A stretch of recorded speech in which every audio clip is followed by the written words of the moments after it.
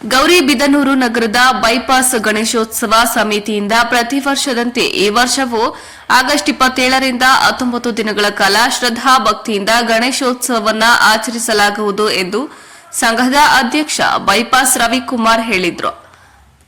ಅವರು ನಗರದಲ್ಲಿ ಏರ್ಪಡಿಸಲಾಗಿದ್ದ ಪತ್ರಿಕಾಗೋಷ್ಠಿಯನ್ನ ಉದ್ದೇಶಿಸಿ ಮಾತನಾಡಿದ ಅವರು, ಈ ಬಾರಿ 22 ಅಡಿ ಎತ್ತರದ ಪ್ರಣವ ರುದ್ರ ಮಹಾಗಣಪತಿ ಮೂರ್ತಿಯನ್ನ ಪವಿತ್ರ ಗಂಗಾ ನದಿಯ ಮಣ್ಣಿನಿಂದ ತಯಾರಿಸಲಾಗುತ್ತಿದ್ದು, ಇದಕ್ಕಾಗಿ ಕೋಲ್ಕತ್ತಾದಿಂದ ಬಂದಿರುವ ನುರಿತ ಶಿಲ್ಪಿಗಳು ಹಾಗೂ ಕಲಾಕಾರರು ಸ್ಥಳದಲ್ಲೇ ಗಣಪತಿ ಮೂರ್ತಿಯನ್ನ ಪ್ರತಿಷ್ಠಾಪಿಸುತ್ತಿದ್ದಾರೆ ಎಂದು ತಿಳಿಸಿದರು.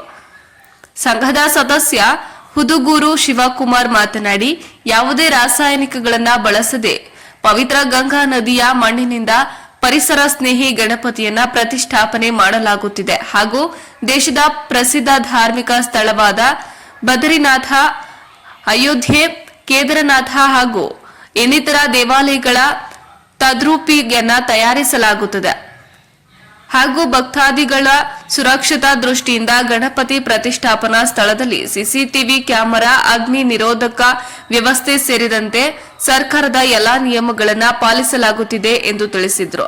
ಇನ್ನು ಇದೇ ಸಂದರ್ಭದಲ್ಲಿ ಶಿವಾರೆಡ್ಡಿ, ಬಾಬುರೆಡ್ಡಿ, ಶಾಂತಕುಮಾರ್, ನಿಖಿಲ್, ರಘು, ನರೇಶ್, ಲಕ್ಷ್ಮೀಪತಿ, ನರಸಿಂಹಾರೆಡ್ಡಿ, ಗಣೇಶ, ಪ್ರಮೋದ್ ಸೇರಿದಂತೆ ಹಲವು ಸದಸ್ಯರು ಉಪಸ್ಥಿತರಿದ್ದರು.